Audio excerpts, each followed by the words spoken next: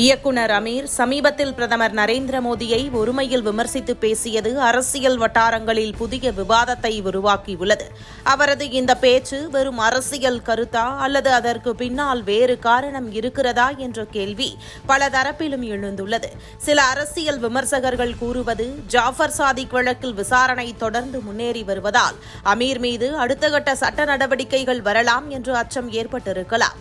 அதனால் மத்திய அரசையும் பிரதமர் மோடியையும் கடுமையாக விமர்சிப்பதன் மூலம் ஒரு குறிப்பிட்ட அரசியல் தரப்பின் ஆதரவை பெற முடியும் என்று அவர் கணக்கு போட்டிருக்கலாம் என்றும் அவர்கள் கூறுகின்றனர். ஜாஃபர் சாதிக் தொடர்பான சர்வதேச போதைப்பொருள் கடத்தல் மற்றும் அதனுடன் தொடர்புடைய பண மோசடி வழக்கு கடந்த சில மாதங்களாக தமிழக அரசியலிலும் திரையுலகிலும் பெரும் பரபரப்பை ஏற்படுத்தி வருகிறது.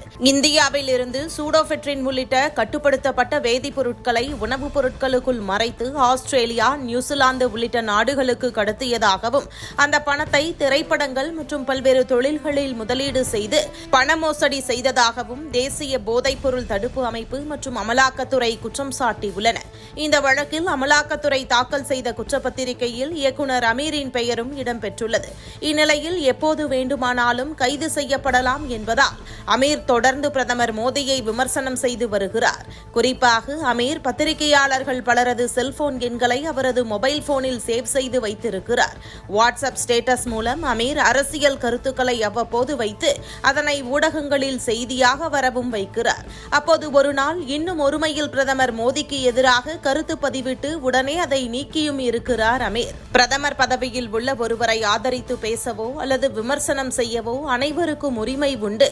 ஆனால் மக்களுக்காக சேவை செய்யும் மக்களால் தேர்ந்தெடுக்கப்பட்டு 3 முறை தொடர்ச்சியாக பிரதமர் பதவியில் இருக்கும் ஒருவரை, இந்தியாவில் மக்களால் தேர்வு செய்யப்பட்ட பிரதமர்களில் அதிக நாள் சேவை செய்யும் ஒருவரை விமர்சனம் என்ற பெயரில் விமர்சனம் செய்யும் அமீர் போன்றவர்களை இன்று வேடிக்கை பார்த்தால் நாளை இதே நிலைமைதான் மற்ற தலைவர்களுக்கும் என்பது மட்டும் உறுதியாக தெரிகிறது.